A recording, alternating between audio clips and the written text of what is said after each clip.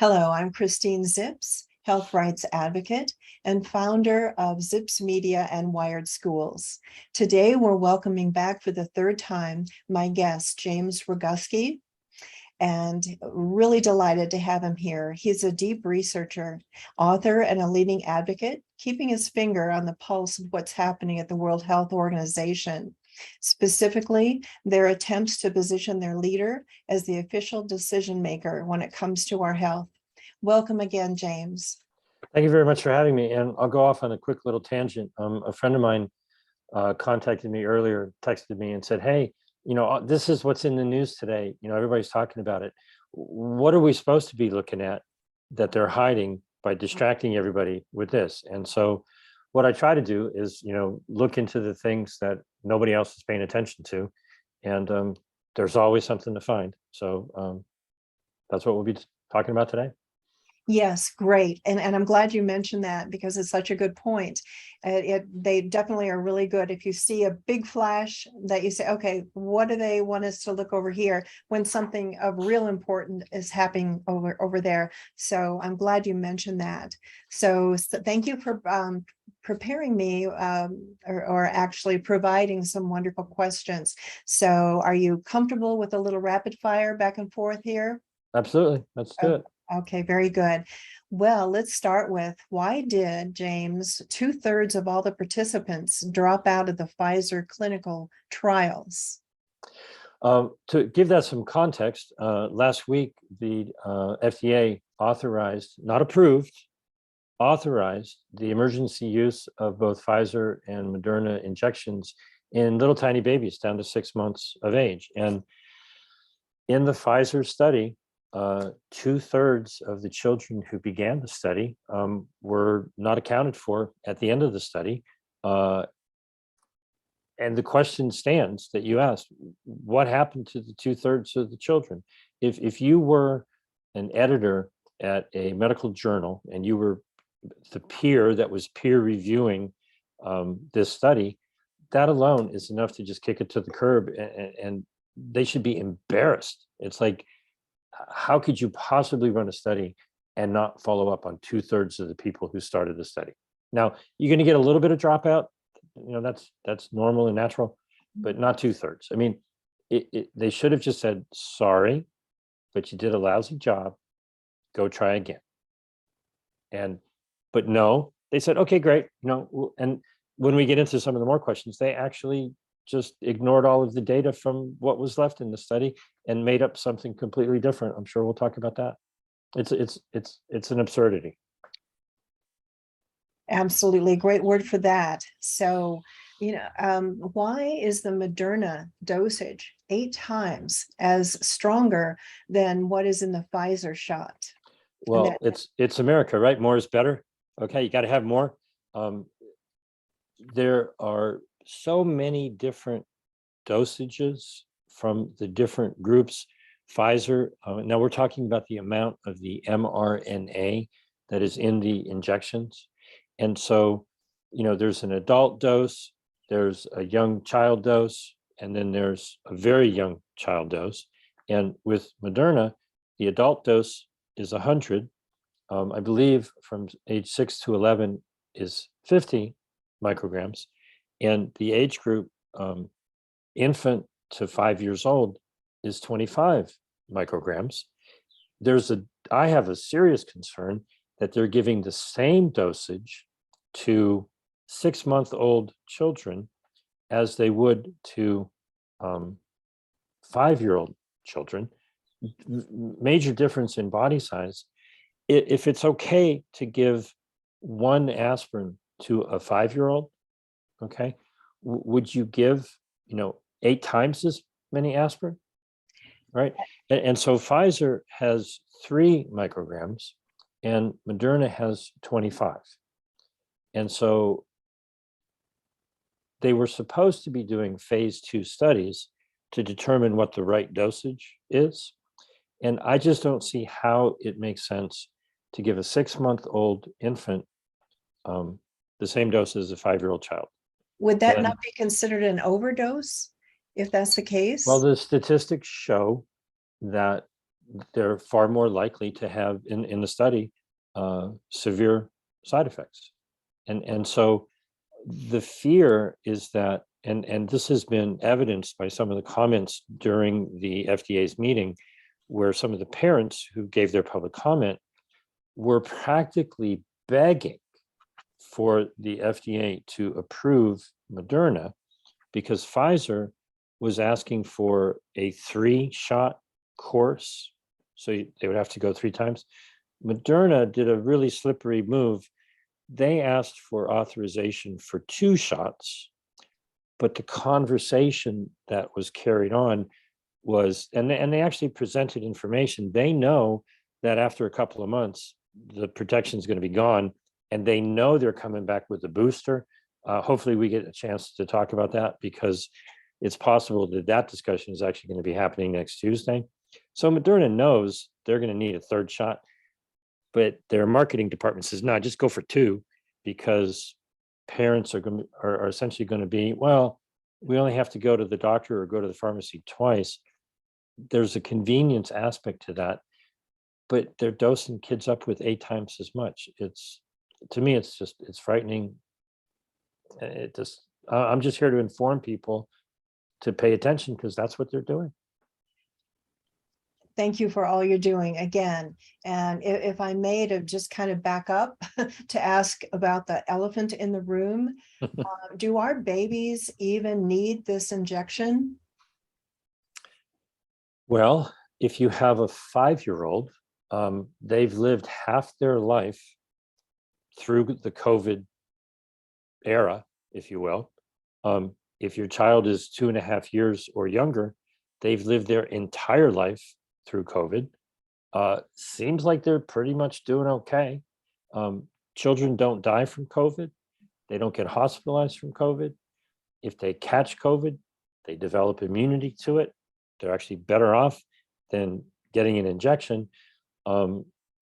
Immunity is defined as, if you're exposed to it again, you don't get sick, you don't get infected. And I want to go off on a detail on this, because this is a respiratory pathogen. If someone breathes it in, it may hit their sinuses. That's why they stick something up your nose or your mouth or your throat or your digestive system or your lungs, okay? And so all of the mucous membranes that line that part of your body are what is your front line of defense, because the air cavity inside your lungs and your throat and your sinuses is not technically you. It's actually the outside atmosphere that you're breathing in. And the border of you is that mucous membrane. And so the first line of immune defense are when your immune cells that line just behind that mucus barrier recognize the pathogen, they make IgA antibodies. And the idea is those are secreted in with the mucus. They attach to any kind of pathogen. They make it difficult for the pathogen to infect you, okay?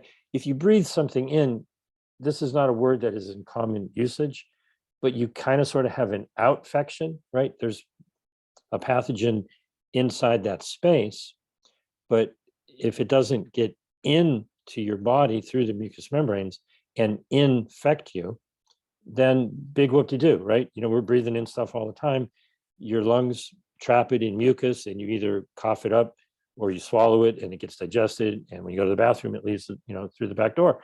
And so injecting a pathogen into your arm does a really crappy job of teaching your immune system to protect those mucous membranes. And so they actually changed the definition of a vaccine back on September 2nd. Immunity is what a vaccine was supposed to provide, which means if you're exposed to the pathogen, you don't get sick, you don't get infected, okay? Well, if you've been under a rock, maybe you missed it, but the general word out there is that, well, you're still going to get infected, you're still going to transmit it, but maybe it won't be as bad if you got vaccinated. they're clearly saying that it doesn't stop infection. Well, they had a little problem with that because their definition said that vaccines used to give immunity, which means they would stop infection. And since they've learned that these vaccines do not stop infection, the solution wasn't to say, hey, sorry, the vaccines aren't doing what they're supposed to be doing. They just changed the definition of the word vaccine. And so now the definition of a vaccine is something that triggers an immune response. Now, part of me is going to try to be funny, and part of me is going to try to give an example that is just so absurd. Okay. If you know somebody who has a peanut allergy and you had them eat a peanut, that would clearly trigger an immune response. Mhm. You could call that peanut a vaccine because the definition of a vaccine is something that triggers an immune response. The insanity of the manipulation of language is what we are dealing with. Okay. A vaccine today is not what a vaccine was on September 1st, 2021. And if you don't know that, please know that they're lying to you How by about changing the definition of what a vaccine is. Yes, I apologize by interrupting, but maybe for my own clarification, James, would you say it's even accurate to use the word vaccine when it pertains to this injection, this shot, this jab that I understand isn't really a vaccine like we got for measles or smallpox or polio or whatever? If you allow anyone to change the meaning of the language, okay, then how do you communicate from one person to the next? Okay. Now, I didn't get the memo on September 2nd. I found out somewhere in between September 2nd and now that they had changed the definition. All right. I put it up on my website so people can see, you can go into the Wayback Machine, which is on archive.org, and you can see what the CDC's website was on September 1st, and you can see what it was on September 2nd, and they made a change to the definition. And so, yes, words change all the time. Okay. Cool doesn't just mean temperature, right? Cool means something else. Okay. Right. All kinds of words have all kinds of meanings. Sure. And so if you didn't get the memo that a vaccine since September 2nd means something totally different than the vaccine meant before on September 1st and before, you have now been alerted to the fact that they've changed the language and that you should not expect something that is referred to as a vaccine to give you immunity. A vaccine triggers an immune response. Just know that, and then you'll see how they use that to lie to you even further if we get into talking about what they call immunobridging. So amazing. You are a wealth of knowledge. I'm learning so much already, and we're just starting here. So have you come across any real statistics that show that our babies are even at risk of COVID-19? They are at risk of catching COVID-19 and developing natural immunity as their body naturally protects them from it. So the risk of catching a cold, we're all at that risk. Risk of dying from it, next to nothing. Risk of ending up in the hospital, well, the study actually showed that the Pfizer injection did put one child in the hospital. They had a high fever and a seizure. After the first injection with the Pfizer compound, I just don't use the word vaccine. I'll just say injection, product, whatever. There was a 30% greater chance after the first shot that infants would be diagnosed with COVID than the children who got the placebo. Okay. If you're looking to give your children problems, they'll help you out with that after the first shot. After the second shot and a couple of weeks or months went by, at the very best, they were able to say, well, maybe it reduced the risk by 14%. But you got to ask yourself, what's the risk? Nobody died. Only one person in the placebo group went to the hospital. About 10% of the children who got the injection still were diagnosed with COVID. But anybody who got the placebo and got COVID, they just ended up with natural immunity. And so the fear mongering and the panic is really the pandemic here. You have to ask yourself what benefit there could possibly be and what emergency there could possibly be. Again, if your children have lived through the past 2.5 years or their whole life, if they're younger than that, through this COVID period, more than likely they've already developed immunity. What do they need a shot for? It's just going to mess things up. Excellent point. On to a 3-part question, James. All righty. Going into what is in the COVID-19 injection, and is it the same as what was used in the clinical trials? And is it the same that was used in the adult trials? That is something that they mentioned in their fact sheet for providers, okay? With all of these injections, they give this big long list of things that everybody's supposed to know, and nobody reads it. And so that's what I do, and I pick out these things. They very clearly say in their fact sheet that they've changed some of the carrying agents, that are in the vial. They added some form of heart drug to the children's injections. And all they said was, well, what was in the study is different than what we're going to be giving you. And I just go, can I get a little bit more information about that, please? Because, that just doesn't sound like that's what I would want ever. Okay. And so I'll just leave it there because they're not forthcoming with, exactly.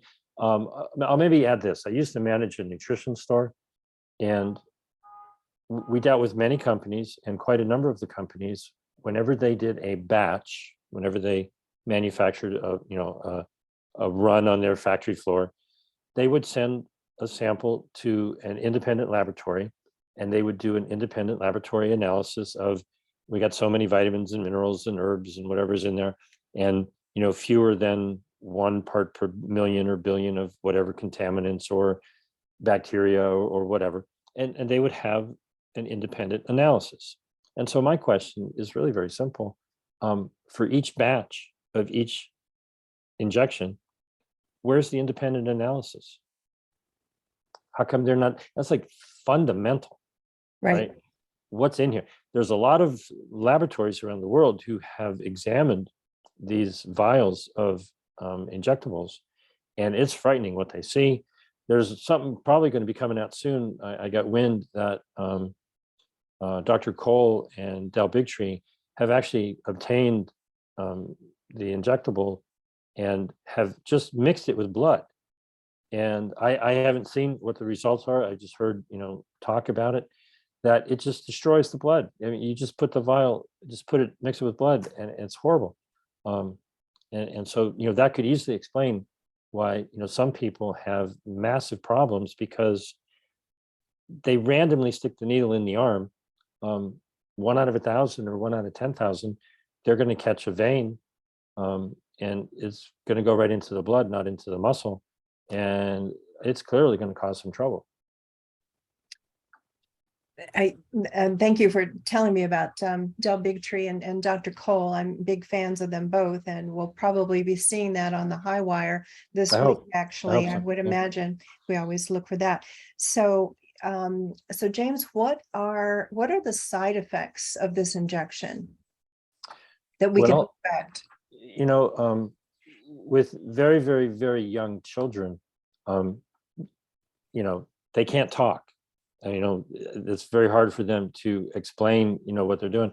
So, they obviously saw, crying and irritability and fever and things like that.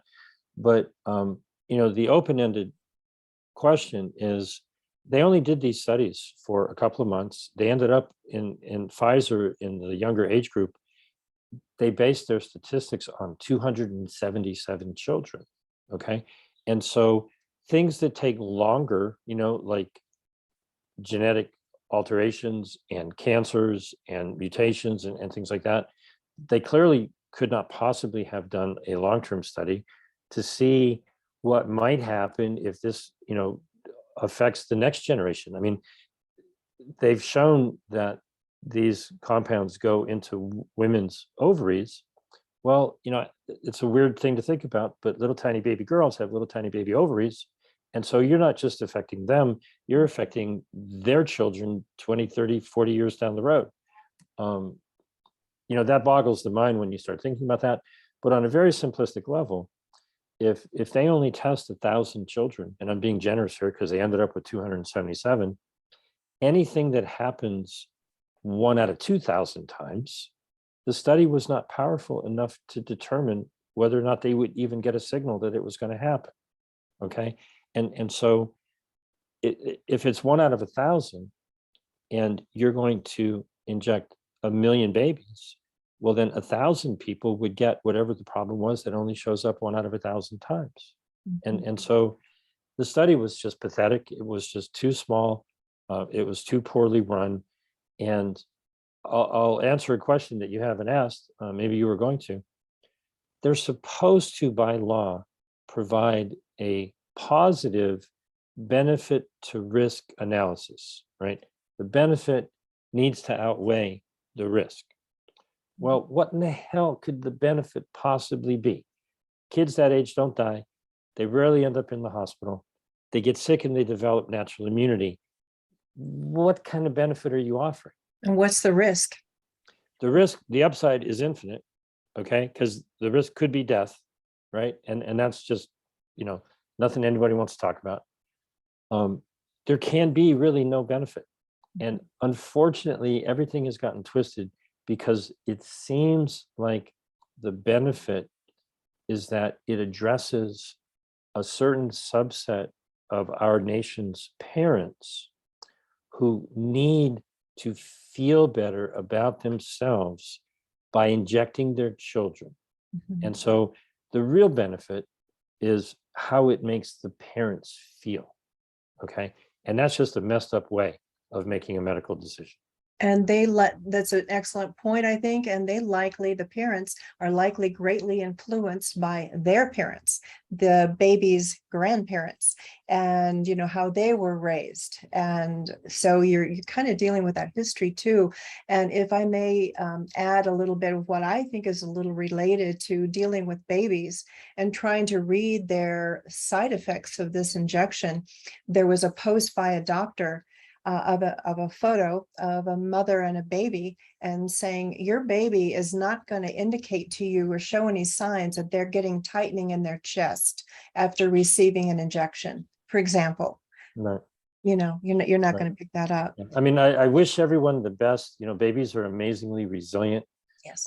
I hope that the statistics that were in the study were wrong. Okay. But in the Moderna, 38% of the young children and 33% of the 2 to 5 year olds had a medical, this is all they give you. There was a adverse event that required medical attention. Okay. And so when parents, opt for the 2-shot Moderna because it's convenient, and they rush to the pharmacy and have a stranger inject their baby, and then they come home, then what? Okay. You're not going to call your pediatrician and get an appointment in the middle of the night. Okay. They're going to have a auto message that said, if this is an emergency, call 911. Parents going to call 911. They're going to end up in the emergency room. Maybe they'll put 2 and 2 together that it's a response to the injection, but there's just such denial about that. I feel for the parents who may have to deal with that. Mentally and emotionally, the parents who are taking their kids to get this injection are not emotionally prepared for that series of events. And I hope I hope it never happens. I hope everybody's just fine and dandy. Oh, I absolutely. honestly really do. And we won't hear about those stories. We're going to have to dig to try to find those stories, because the person who's obligated to report that to VAERS is the person who did the injection. And if you know somebody who knows somebody who knows somebody who got an injection, just ask them a real simple question. Do you have the name and the phone number and the email of the 1, 2, 3, or 4 people who jabbed you? Excellent. If you had a problem, who would you call? You're going to call your doctor? You're going to call the emergency room? You know, the person who injected you is supposed to be following up with you to see how you're doing. And I'm pretty darn sure that's not happening. Believe you're right on that. Yeah. So James, is this COVID-19 injection mandatory? Do you know? No experimental anything can ever be mandated. And if somebody attempts to coerce you by threatening your job or your education or your freedoms in any way, shape, or form, they're literally committing a crime. It's not just that it's the Nuremberg Code. The Nuremberg Code has been written into US law, where, you know, if y'all want to be in a study, if you want to be a guinea pig, that's your right. You know, most pharmaceutical companies pay the participants, you know, a fee if you want to volunteer to be a test subject, a crash test dummy, if you will. Yeah. By all means, you know, feel free to volunteer and do your bit for science and the good of everybody. But if you're not aware that that's what you're doing and you're being coerced into do it, that's a crime. Absolutely. And I'd just like to interject the reminder that mandates are not laws. And there is nothing that should even try to threaten to force anyone to obey a mandate. So I just thought I would toss that. That's my understanding. James, please correct me if No, absolutely. I'm wrong. Yep. Now, there are, whenever you are dealing with something that is a private contract, if you're doing business with someone, okay, that's a separate aspect of the law. Okay. If you want to you know, hire somebody to do your gardening, okay, you reach an agreement, okay, and so people have to understand, you know, where constitutional law hits, where civil law hits, where criminal law hits, where commercial law and maritime law. I'm not a lawyer, but I'm a student of the law, and almost everybody gets it wrong. And so, to summarize the whole thing, you're responsible for you. If you think anybody else is going to protect you, you're missing the point. You have to understand your rights. You have to stand up for your rights. If you feel that someone is stepping on those rights, you're the person responsible for standing up for them. And there's all kinds of different aspects of the law. Boy, I'd love to have those conversations with anybody. I'll do it right now. My phone number is 310-619-3055. I'm not a doctor. I'm not a lawyer. I don't give anybody any advice. I just share and try to condense information so that people's learning curve, you know, my learning curve is I do all the digging, and I try to make it so that your learning curve is much condensed, and I hope it helps. But yeah, give me a call anytime, 310-619-3055. A lot of these issues are very complicated, and I enjoy having a conversation with anybody who wants to have that discussion. Thank you, James. That's very generous. And I've done a lot of digging as well. I'm not as well versed by any means as you, and I've always learned so much from you. So thank you for that. And I wanted to ask you that, have there been, to your knowledge, have there been any studies conducted that have compared any interactions, potential interactions between the COVID-19 injection and all the other injections our babies are given? No. All right. That's literally in their documents. Well, we didn't do any studies. Okay. And so my concern, and I got this report from somebody, I think just this morning, is that parents who do make an appointment with their pediatrician and go in for their well baby, you know, appointment, and decide for whatever reason that they want to have the COVID injections, it's highly likely that their pediatrician will say, oh, well, we see on the schedule here, you got this, that, and the other thing that need to be jabbed as well. And the advice is, well, stick it in a different limb. No. It's like, but that's standard operating procedure. It's Wow. frightening. Indeed. There are no studies, period, end of story. Not surprising. Right. Sadly. So you kind of touched upon this a little bit, but if my child were to die or to be injured by the COVID-19 injection, who would ultimately be responsible to be held accountable? In other words, who will have to pay the bills for their long-term care?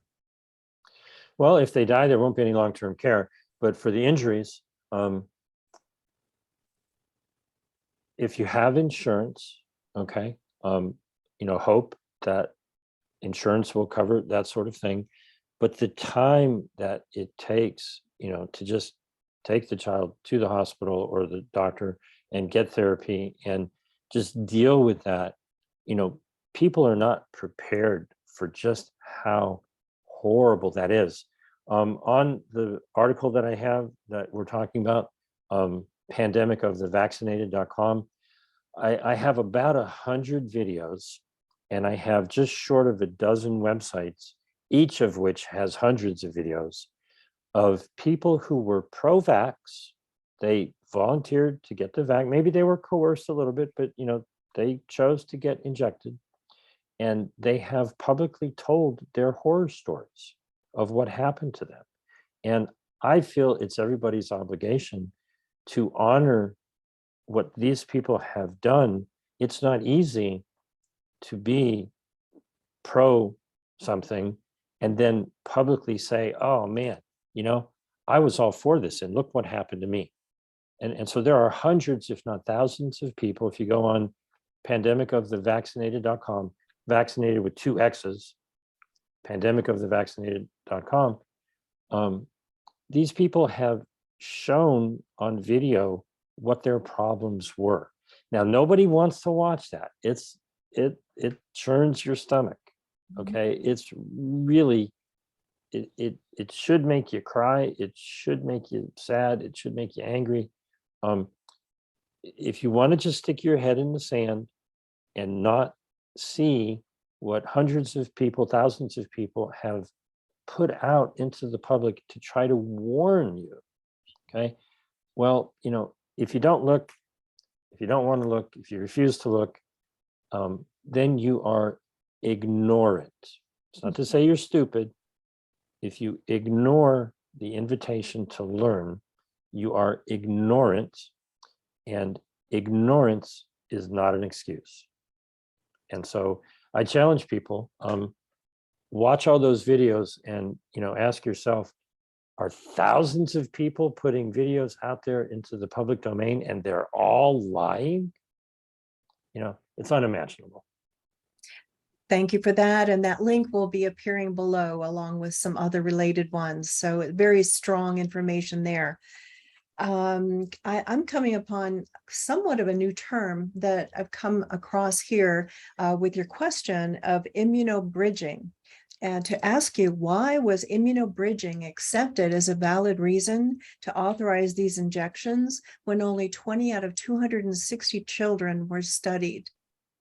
That might be a typo. I think I had a typo in there. It's between 80 and 260, depending upon which test. Okay. And so if anybody's ever tried to sell you the Brooklyn Bridge, okay, Brooklyn bridging, immunobridging is a wonderful story that is used to try to hide the fact that they're not doing the proper studies. Okay. To try to explain it, it started mostly with the Pfizer study in, I believe, 18 to 25-year-olds. They injected them with essentially the Wuhan version.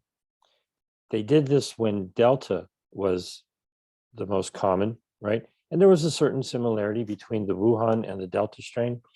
And they noticed that, well, they got an immune response And it seemed like it helped with clinical results in terms of people not dying maybe as much or getting, it didn't prevent COVID, it didn't prevent hospitalization, it didn't prevent death. It maybe nudged the numbers a little bit. And so they said, well, there's a correlation between something that we measure in the blood and the clinical results. And so when Pfizer got around to doing studies in younger children, the studies weren't that great. And so they said, well, don't look at the studies, don't look over there. We got an immune response from the children. And so if you mentally say, well, in this other study, we got an immune response and it seemed to have clinical benefit, just trust us, this immune response, you can build a bridge in your mind that it actually relates to some other study. Okay. Well, when Taiwan tried to do that with their homegrown, vaccine in Taiwan, the FDA a year or so ago, whenever it was, we don't know about that. We're not sure that that's good. You got to have studies. Okay. But when Pfizer did it, oh yeah, okay, great, no problem. Now, what they actually did in this study, in my opinion, is they proved that the concept of immunobridging is flawed, because while there might be a correlation in this, that, or the other study, the correlation did not hold in this study. So that's ample evidence that it's not a causal relation. Just because you have antibodies that you measure in the blood doesn't mean you have immunity. And the clinical results in these studies were not good. So what they actually proved, but they are just in complete denial about, is that they generated an immune response, which is now their new definition of a vaccine. They got an immune response. They showed that it did not give immunity because the children still got COVID, and some of them were actually ended up in the hospital. They actually disproved immunobridging in these studies. But then they waved their magic wand and clouded everyone's mind, and they just said immunobridging. Okay, we got an immune response. We're good. That's good enough. That's all we need. And that's actually coming up in the future. I mentioned, and I hope we get a chance to talk about this now, on the 28th of May, they're going to be having another FDA. Did I say May? My girlfriend corrected me. June. I'm going back in time. 28th of June, they're going to be having another FDA meeting to consider whether or not going forward, they can just switch out the mRNA and not have to do any tests, not have to do any trials, not have to have any placebo-controlled studies. Just say, well, there's a new variant, so we'll just put a new mRNA in. We're good. Could be the biggest mistake in the history of mankind. They may or may not actually have specific new vaccines or boosters or whatever they want to call them from Moderna and Pfizer at this meeting. As of this moment in time, I checked just before we did this interview. It's Friday around noontime on the 24th. Yes. They haven't put any data, any documents online for us to review what's going to be happening at this meeting on Tuesday. And so everybody can go to jamesroguski.substack.com. And the latest article at the moment is This Is Not Science. And so I encourage everybody to go to This Is Not Science on jamesroguski.substack.com. And you can give a public comment until Monday at midnight. The meeting's on Tuesday, Monday the 27th at midnight Eastern time, 9 p.m. Pacific, is the deadline to give your public comment. And I know what my public comment is like, if you in the FDA aren't going to be doing studies, you're not going to require placebo studies and safety testing and, immune function and carcinogenic function and mutation studies and long-term, for everything under the sun, then why don't you just disband the FDA? Why are you acting like a cheerleader and a marketing arm for the vaccine companies saying, nah, we don't need to do any studies, you're good. Just quit the charade, tear down the facade and just disband the FDA, because if they're arguing that studies don't need to be done, well, what are they doing?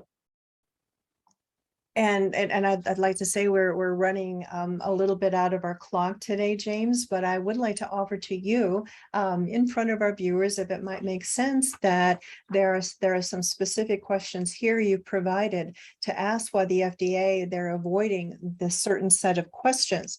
If you would like, James, to reconvene to create a part 2 of this video, I'd be happy to do that. So just let me know. And I'll give you a summary of those second questions. There is a belief that the spike protein tends to trigger these growth of what's called amyloid proteins.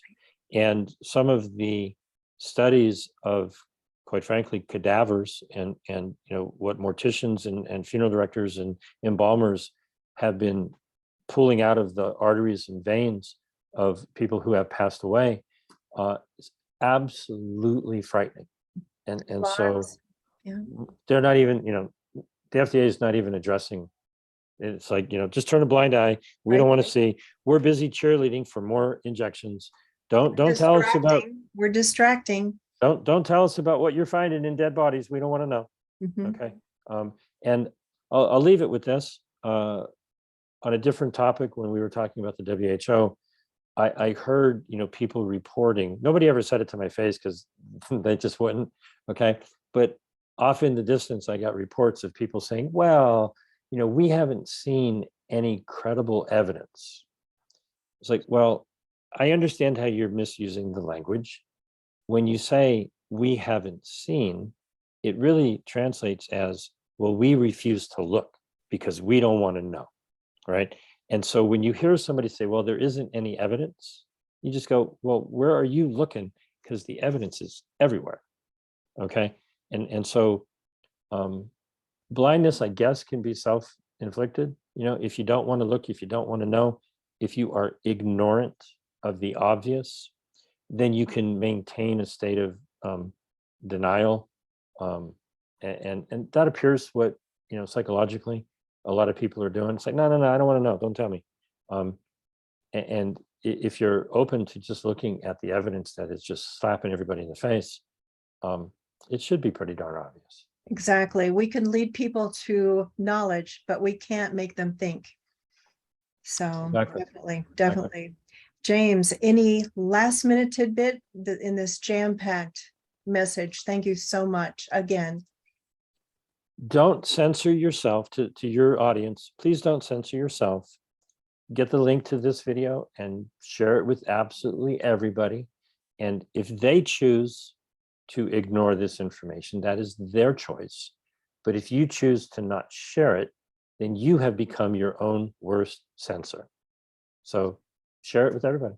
Absolutely. Good to leave it there. Thank you again. Thank you to our viewers.